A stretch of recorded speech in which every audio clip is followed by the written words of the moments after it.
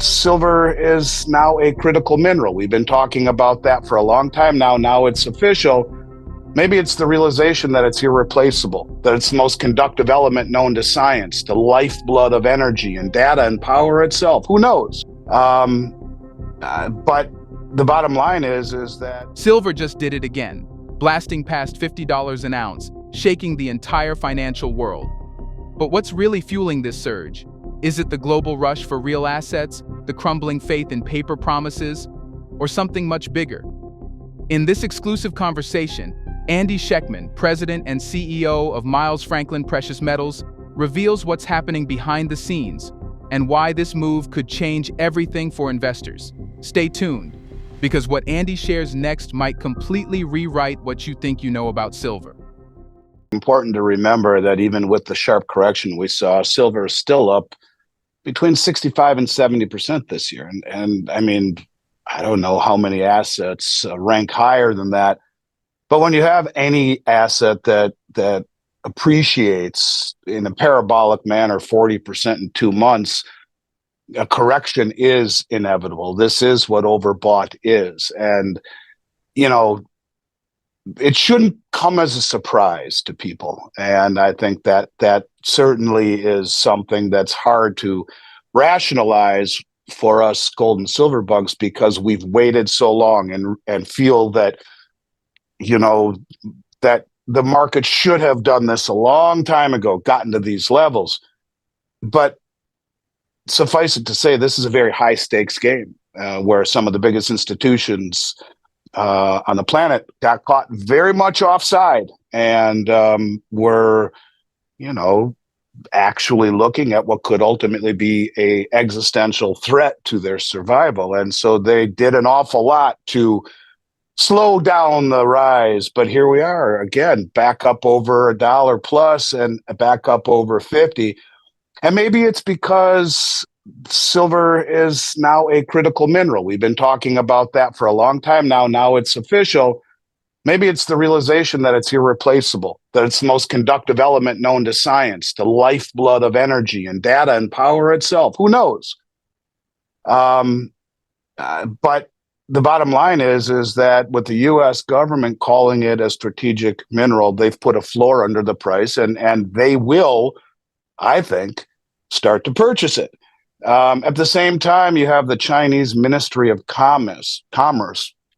Their name is, the acronym is MOFCOM, Chinese Ministry of Commerce, has issued new rules regarding the state-traded exports of a few different commodities, including silver. So they are doing the same thing. They aim to step up, if you will, the protection of resources, and that means curtailing exports in 2026. And look, when you realize that the largest refiner of silver in the world, China, is restricting exports and has announced starting in 2026, all silver exports will require individual government licenses from Beijing. To me, this move classifies silver as a resource of national interest, not just to the United States, but signaling a strategic shift towards state-managed supply, including places like China. It's a big deal. It's a very, very big deal. And I think the bottom line is silver is being redefined from an industrial metal into a geopolitical resource, or into a strategic element, not just in the United States, but all over the place. You know, it's a big deal. You have a large inventory of silver, and the volatility that we've seen where it can fall, you know, 15, 20% in a short period of time. That's enough to really scare a lot of these coin shops out of business. I think it's an interesting thought experiment, but my guess is the higher the price of metals go. I mean, look at gold. A tube of gold eagles now is well north of $80,000.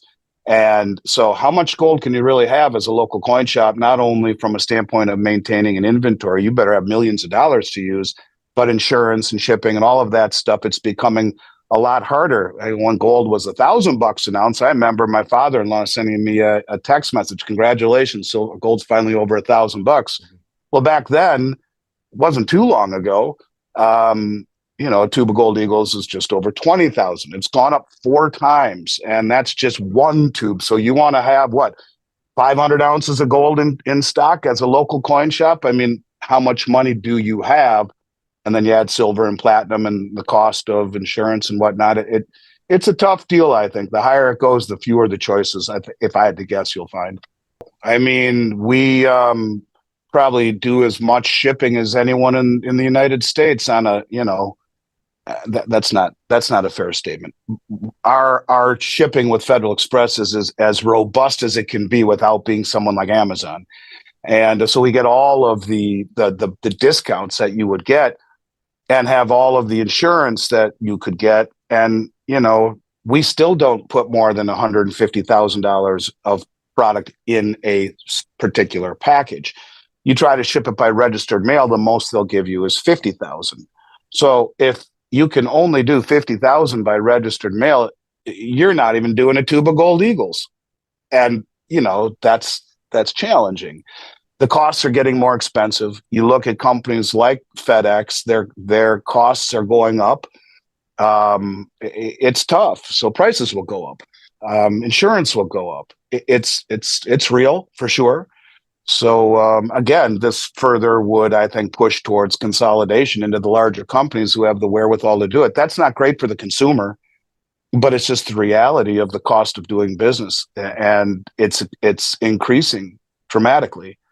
If it continues down this path, yeah, it would be very interesting if you saw triple-digit silver, where you're talking $50,000 for a monster box. Yeah, it's getting tough, but triple-digit silver really isn't that crazy anymore. Keith Neumeyer was the first one to talk about it, and when you look at the fundamentals behind it, it's not that outlandish to say that. Junk silver is not sexy. It's not. It's dimes, quarters, and half dollars minted prior to 65. But where I say it's the best value, if you can do anything at or near spot, which junk silver is, or maybe a little over, but not much, you're buying something that is the best value with no opportunity costs, with no added premium attached. And you put that in reference or measure it against where it's been in the past. During the pandemic, because of its utility and its divisibility, the premiums were second only to American Eagles. And the U.S. Mint has been the model of inefficiency for a long time. And, I ask people to listen to Vic Swear's interview with Jack, what's Jack's last name?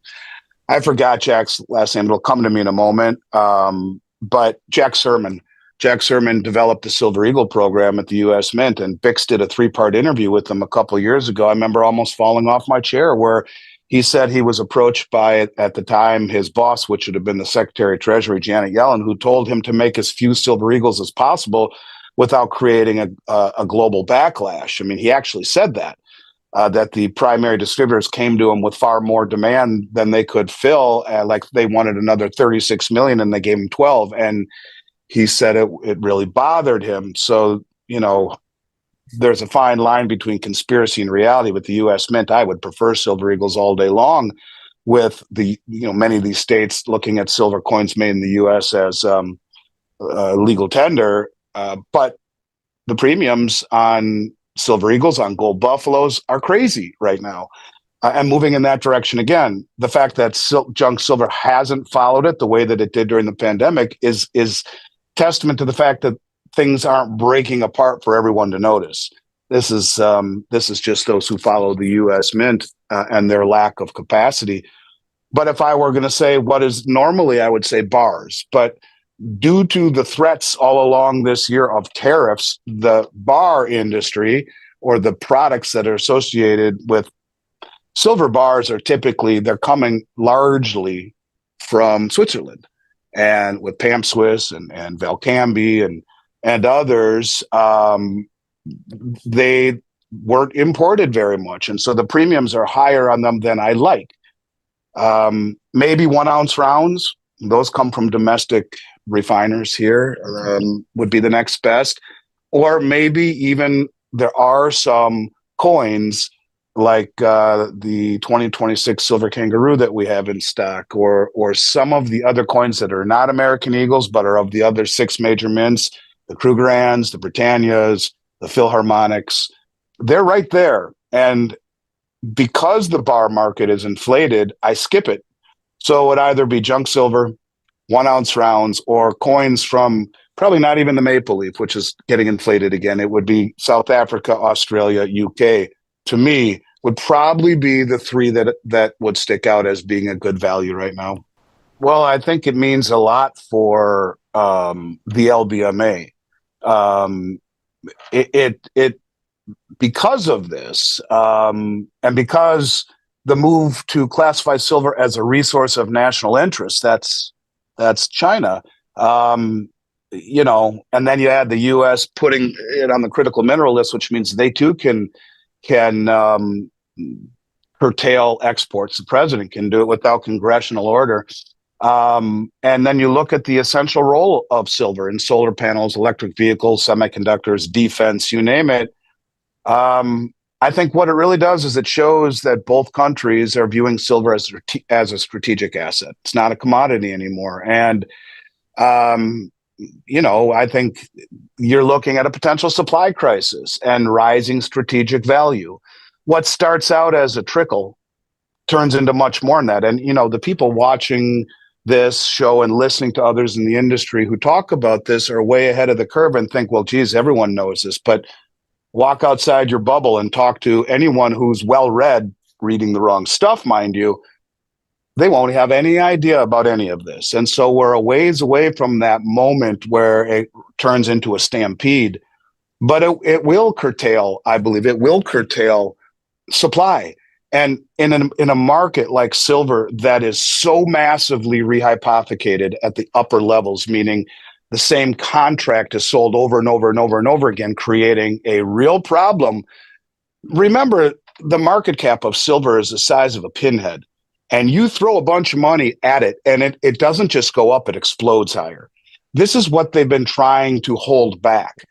And I think that the big money across the globe understands this.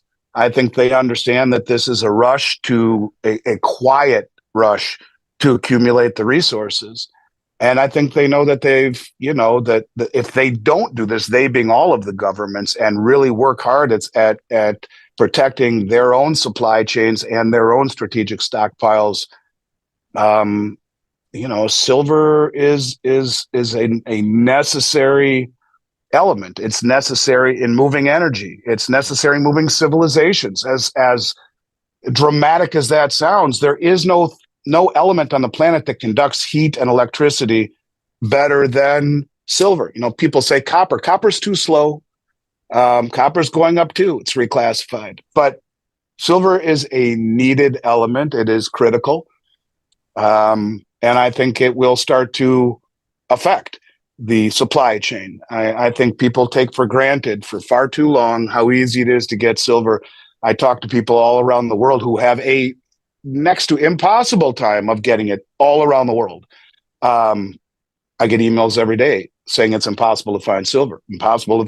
So it's been something we've taken for granted here in the U.S. I could see that rapidly changing if all of the governments start to say, hey, we better get into a protectionism type of mode and not sell this to the United States and to North America. Let's take care of our own first. And you could argue that's what the U.S. is doing right now.